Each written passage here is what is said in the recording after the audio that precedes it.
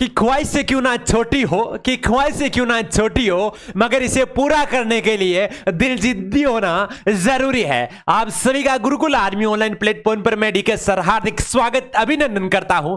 डालो आज की क्लास होगी जो दिल्ली पुलिस के लिए और आर्मी अग्निवीर के लिए, साथ ही में एमईएससी और एसएससी जीडी के लिए अति महत्वपूर्ण होगी। लाले जो एमईएस की भर्ती है वो आ चुकी है, 41,000 पोस्टों की बहुत मोटी वैकेंसी है, तो आप सभी के लिए बड़ी महत्वपूर्ण होगी जो आज की विज्ञान की क्लास होगी, जिसमें वेरी वेरी मोस्ट इंपोर्टेंट जो साइंस की क्लास होगी, जो सभी एग्जाम की दृष्टि से अति महत्वपूर्ण होगी। तो बिना किसी देरी की क्लास का आगाज करेंगे और एक बार सेशन को दबा के शेयर भी कर दीजिए कि बापू तेरे पसीने की हर एक बूंद को मोती सा चमकाऊंगा, तू सपने बड़े देख पूरा करके तेरा लाल दिखाएगा। तो बिना किसी देरी के क्लास का आगाज करेंगे।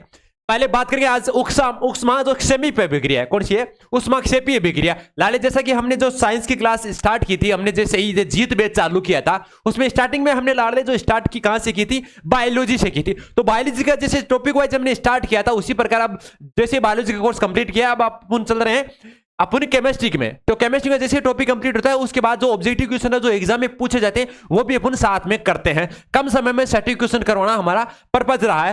तो आज का टॉपिक है अपना उष्माक्षेपीय विक्रिया, और इसके आगे जो जितने भी टॉपिक्स है वो भी साथ में कवर करेंगे। तो उष्माक्षेपीय विक्रिया बहुत बार एग्जाम में भी पूछा जाता है, और इसके एग्जाम्पल बहुत इंपॉर्टेंट होते हैं, क्योंकि एग्जाम में इंपॉर्टेंट होते हैं इसके सबसे ज्यादा एग्जाम्पल।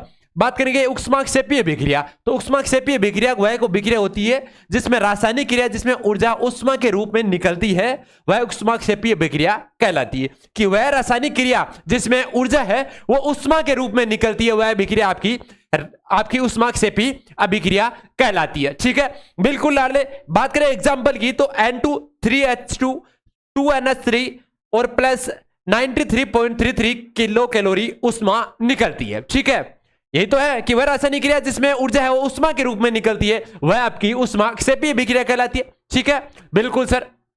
बात करेंगे इसके आगे, साथ में लिखते जाइए या फिर स्क्रीनशॉट ले लीजिए, कॉपी पेन हाथ में रखिए, जल्दी से जल्दी नोट कर लीजिए बिल्कुल, क्योंकि आज का सेशन बड़ा महत्वपूर्ण होगा। ठीक है, बिल्कुल 11th 12th वाले बच्चे वो उनके लिए भी ये टॉपिक बहुत इंपॉर्टेंट रहता है, तो वो भी साथ में उतार लीजिए। बिल्कुल लिख लिया या स्क्रीनशॉट ले लीजिए, कम समय में सटीक क्वेश्चन करवाना मेन पर्पज।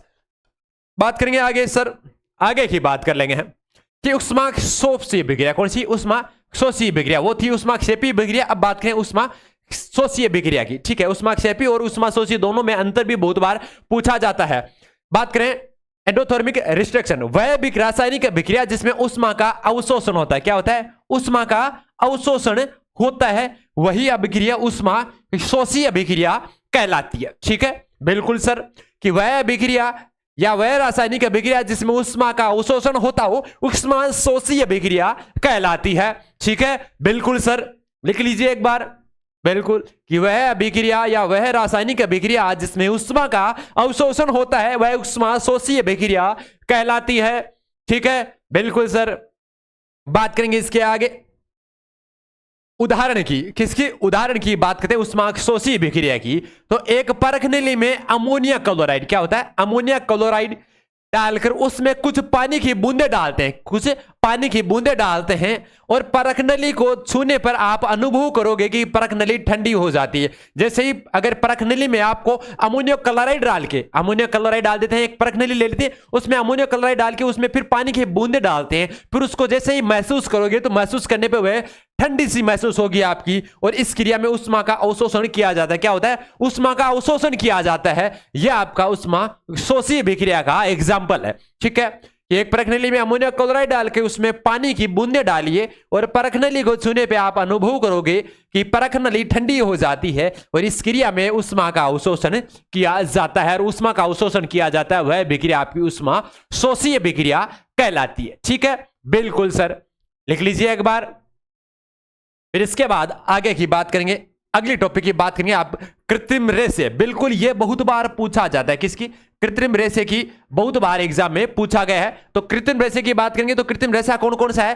पहला है आपका नाइलॉन। कौन सा है? नाइलॉन है जो आपका कृत्रिम रेशा। ठीक है, बिल्कुल सर। इसके अलावा बात करेंगे आप नाइलॉन 66 की। ठीक है, या नायलॉन की, पहले नायलॉन की बात कर ले तो नायलॉन में ये एमाइड बहुलक होते हैं। क्या होते हैं? ये एमाइड के बहुलक होते हैं। ठीक है, ये आप ध्यान में रखना, एमाइड बहुलक होते हैं। ये अधिक मजबूत एवं विलायकों में अघुलनशील होते हैं। क्या होते हैं? विलायकों में अघुलनशील होते हैं और एमाइड बहुलक होते हैं, मजबूत होते हैं। ठीक है, इसके अलावा इसका उपयोग वस्त्र बनाने में, टायर एवं रस्सी बनाने में किया जाता है। क्या किया जाता है? टायर, रस्सी और आपके वस्त्र बनाने में आपका किसका प्रयोग किया जाता है? नायलॉन का प्रयोग किया जाता है। एग्जाम्पल में पूछा जा सकता है कि नायलॉन का प्रयोग किन में किया जाता है? 4 एग्जाम्पल आपको दिया जाता है, 4 में से ये ऑप्शन हो कि वस्त्र बनाने में, टायर बनाने में, रस्सी बनाने में। ठीक है, किसका एग्जाम्पल? आपका नायलॉन का। ठीक है, बिल्कुल सर, लिख लीजिए एक बार। कृत्रिम रेशे का पहला ही कृत्रिम रेशा आपका नायलॉन था, और नायलॉन है जो एमाइड का बहुलक होता है और यह अधिक मजबूत और विलायकों में अघुलनशील होता है। अघुलनशील का मतलब उसमें घुलनता नहीं है, घुलता नहीं है, वही आपका अघुलनशील होगा। ठीक है, इसका उपयोग वस्त्र बनाने में, टायर बनाने में और रस्सी बनाने में किया जाता है। ठीक है, आ गई समझ में? बिल्कुल सर। बात करेंगे इसके आगे गुरुजी डेक्रोन की बात करते हैं। तो डेक्रोन की बात करते हैं, यह पॉलीएस्टर से निर्मित रेशा है। किससे? पॉलीएस्टर से निर्मित रेशा है या रेशे हैं। ठीक है, ये ध्यान रखना, डेक्रोन क्या है? एक पॉलीएस्टर से निर्मित रेशा है। ठीक है, और पढ़ रहे हैं अपन कृत्रिम रेशे की। ठीक है, तो कृत्रिम रेशा किसका है? ये पॉलीएस्टर से बना हुआ होता है रेशा, जिसे डेक्रोन कहा जाता है। बात करेंगे अब तीसरा है डाइनेल का। डाइनेल की बात करते हैं, ये एक्रिलिक एवं विनाइल क्लोराइड से बना होता है। किसे? Vinyl chloride. विनाइल क्लोराइड का वीसी से भी लिखा जाता है, यह भी ध्यान में रखना, वीसी से भी लिखा जाता है। ठीक है, किसे? एक्रिलिक, जो एक्रिलिक एवं विनाइल क्लोराइड से बनता है। ठीक है, बिल्कुल सर। और डेक्रोन किसे बनता है? पॉलीएस्टर से बनता है। ठीक है, एग्जाम्पल में पूछा जा सकता है कि निम्न में से डेक्रोन कौन है, किससे निर्मित होता है? पॉलीएस्टर से या अन्य 3 ऑप्शन और दिया होता है। तो इसका राइट ऑप्शन क्या होता है? आपका पॉलीएस्टर। जो आज का क्लास होगी वो सभी प्रतियोगी परीक्षाओं के लिए अति महत्वपूर्ण होगी। ठीक है, बिल्कुल सर। जैसा ही अपना कोई टॉपिक कंप्लीट हो जाता है, टॉपिक कंप्लीट होने के बाद अपन उसमें से अभी तक जो एग्जाम में आपके पूछे जाते हैं क्वेश्चन उस टॉपिक से और आगे पूछे जाने की संभावना रहती है, वो क्लास में अपन बाद में टॉपिक कर लेते हैं। जैसा कि अपने उष्माक्षेपी और उष्माशोषीय विक्रिया हो गई, उसके बाद में जैसे कृत्रिम रेशे हो गए, तो इनमें से जो एग्जाम में अभी तक पूछे गए हैं, चाहे वो दिल्ली पुलिस की हो, चाहे आर्मी की हो, चाहे एसएससी जीडी की हो, चाहे रेलवे की हो, चाहे सीआरपीएफ की हो, चाहे सीएचएसएल की हो, चाहे आरपीएफ की हो, चाहे एमटीएस की हो, कोई भी वैकेंसी हो, सब में अगर उस टॉपिक से कोई भी क्वेश्चन बना है, कोई भी पूछा गया है, कोई भी क्वेश्चन रिपीटेड हुआ है, सारा का सारा अपन निचोड़ अगली क्लास में फिर निकाल लेते हैं। जैसे 3-4 टॉपिक कंप्लीट हो गए, फिर वापस ऑब्जेक्टिव टाइप में क्वेश्चन और बनाकर अपन क्लास ले लेते हैं। ठीक है, जो आपके लिए रामबाण की तरह साबित होती है। ठीक है, बिल्कुल सर। बात करेंगे इसके आगे अगले क्वेश्चन की ओर। अगला क्वेश्चन कि टेरालिन की बात करते हैं तो टेरालिन क्या है? ये कृत्रिम रेशा है। क्या है? ये कृत्रिम रेशा है। इसका उपयोग वस्त्र एवं चुंबकीय टेप बनाने में, यह बहुत बार एग्जाम में पूछा जाता है कि चुंबकीय टेप बनाने में किसका प्रयोग किया जाता है या किस रेशे का प्रयोग किया जाता है? तो आपके चुंबकीय टेप कृत्रिम रेशा है जो आपके टेरालिन। ठीक है, टेरालिन का किसका प्रयोग किया जाता है? वस्त्र और चुंबकीय टेप बनाने में किया जाता है, यह आपको ध्यान में रखना है। ठीक है, बिल्कुल। बात करेंगे फाइबर ग्लास की। तो फाइबर ग्लास ये है तो कांच से बनता है। किसे? कांच से बनता है फाइबर। ठीक है, फाइबर ग्लास लिख लीजिए एक बार। टेरालिन की यह कृत्रिम रेशा है, इसका उपयोग वस्त्र एवं चुंबकीय टेप बनाने में किया जाता है। यह एक्रिलिक रेशा है। कैसा है? ये एक्रिलिक रेशा है, यह भी ध्यान में रखना। और फाइबर ग्लास की बात की तो यह कांच से बनता है। ठीक है, बिल्कुल सर, लिख लिया? बिल्कुल सर। बात करेंगे इसके आगे परमाणु भार, अणुभार एवं मोल धारणा। ठीक है, 3 टॉपिक है, साथ में छाप के रखना। परमाणु भार की, अणुभार और मोल धारणा। ठीक है, पहले बात करेंगे अपन परमाणु भार या एटॉमिक वेट की। ठीक है, अब परमाणु भार की बात करते हैं तो परमाणु भार, परमाणु एवं अणु का भार इतना सूक्ष्म होता है कि इसे किसी रासायनिक अथवा भौतिक तुला से नहीं मापा जा सकता।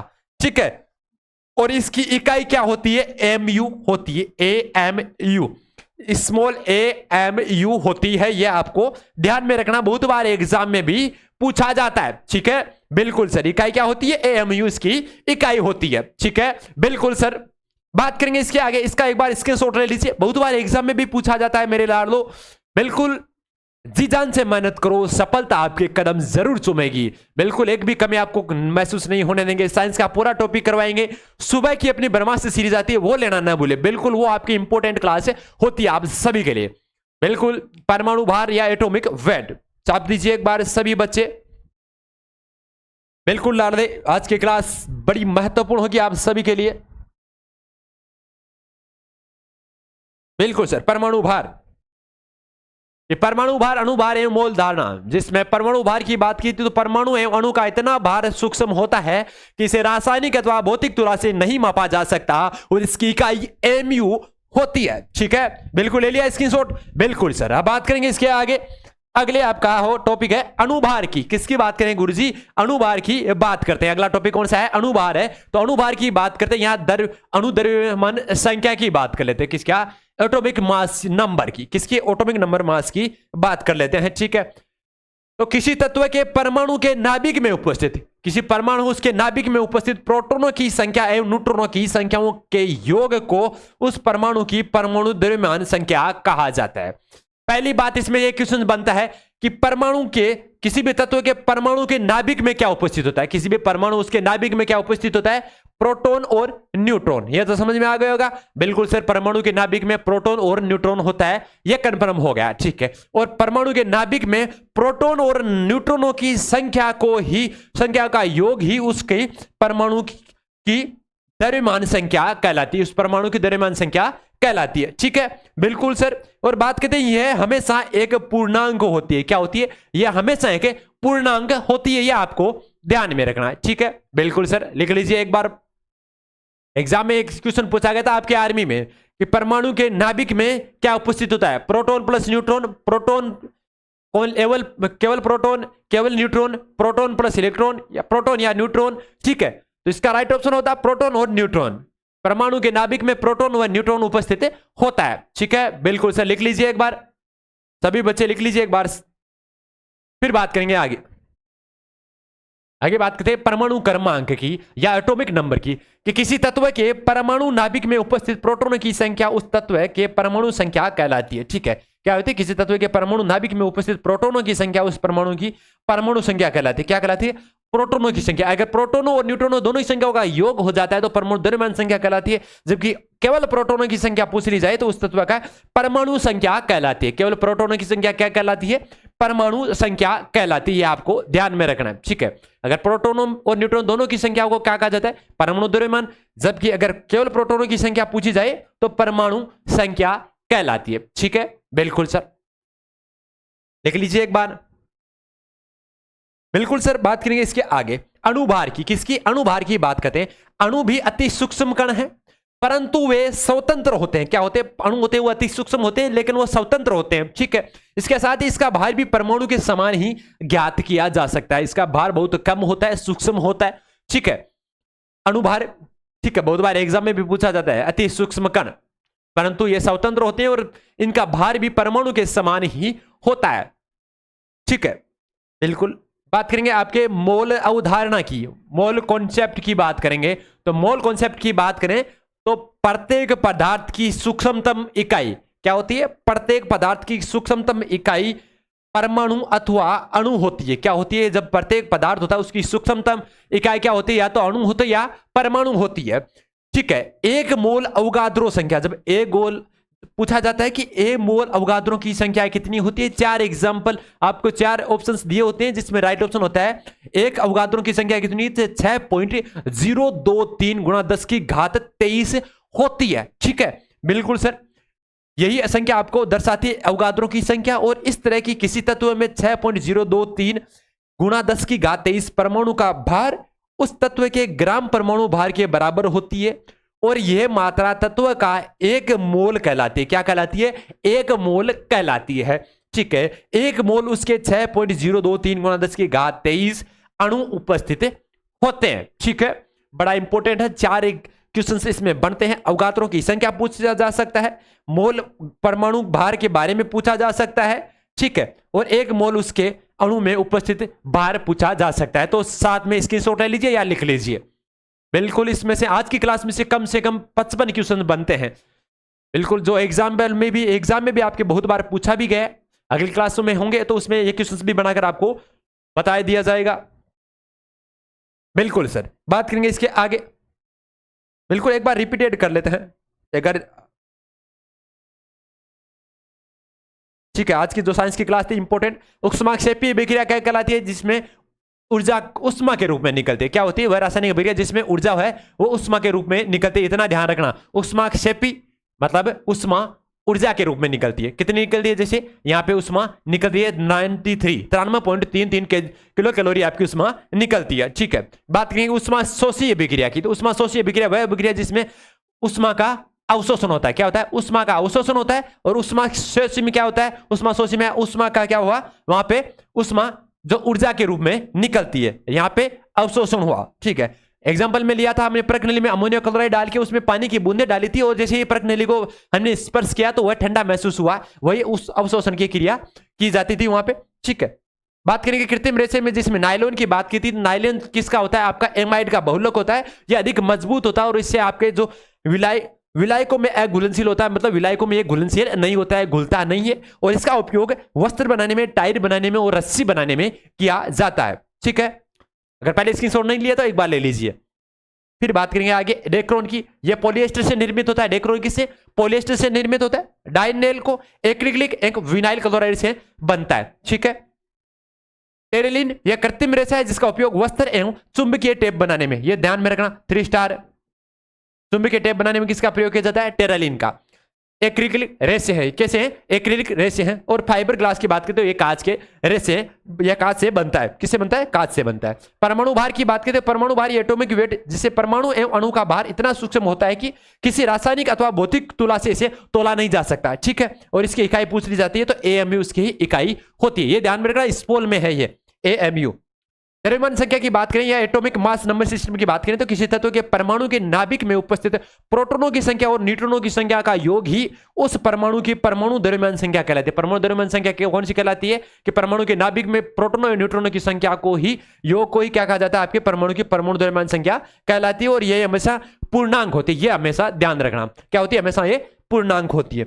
इसके अलावा अगर और पूछा जाए कि परमाणु क्रमांक पूछा जाए तो किसी तत्व के परमाणु नाभिक में उपस्थित प्रोटॉनों की संख्या ही आपकी परमाणु क्रमांक या आपकी परमाणु संख्या कहलाती है। ठीक है, बिल्कुल सर, परमाणु संख्या और परमाणु क्रमांक दोनों एक ही है। और जो भी तत्व होता है या जो भी तत्व या गैस, जो भी धातु है धातु, उसके नीचे लिखा जाता है परमाणु क्रमांक, ऊपर क्या लिखा जाता है? परमाणु भार। परमाणु क्रमांक के आधार पर जो आपकी धारणा दी थी, आपकी जो आवर्त सारणी दी थी, वो मोजले नामक वैज्ञानिक ने दी थी। जबकि परमाणु भार के आधार पर आपके मेंडलीव नामक वैज्ञानिक ने जो आवर्त सारणी दी थी, जिसमें 118 तत्वों की खोज की जा चुकी थी। ठीक है, बिल्कुल, बात करेंगे इसके आगे अणुभार की। तो अणु भी अति सूक्ष्म कण होते हैं, परंतु वे स्वतंत्र होते हैं और इनका भार भी परमाणु के समान ही ज्ञात किया जाता है। ठीक है, बात करेंगे इसके मोल अवधारणा की। तो प्रत्येक पदार्थ की सूक्ष्मतम इकाई परमाणु अथवा अणु होती है और मोल अवगात्रों की संख्या 6.023 × 10⁻23 होती है।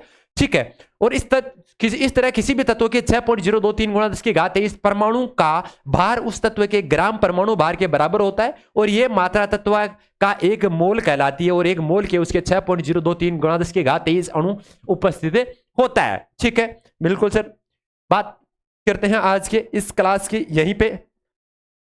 बिल्कुल, अब जल्द मिलेंगे अगली क्लास। अगला टॉपिक रहेगा अपना साइंस का। बिल्कुल, एक बार सभी बच्चे, जो बच्चे अभी तक अपनी साइंस के जीत बेच से नहीं जुड़े, तो वो जल्दी अपने साइंस के जीत बेच से जुड़ जाए, क्योंकि जो जीत बेच चल रहा है साइंस का, जिसमें एक भी टॉपिक आपको छोड़ा नहीं जाएगा। चाहे आप किसी भी एग्जाम की तैयारी कर रहे हो, चाहे अगर आर्मी की तैयारी कर रहे हो, चाहे एयरफोर्स की तैयारी कर रहे हो, चाहे दिल्ली पुलिस की तैयारी कर रहे हो, कोई सी भी एग्जाम की तैयारी करो, साइंस हर में पूछा जाता है। तो साइंस हर में पूछा जाता है तो लाडले अपन टॉपिक वाइज ही चलेंगे, न कि ऑब्जेक्टिव टाइप के।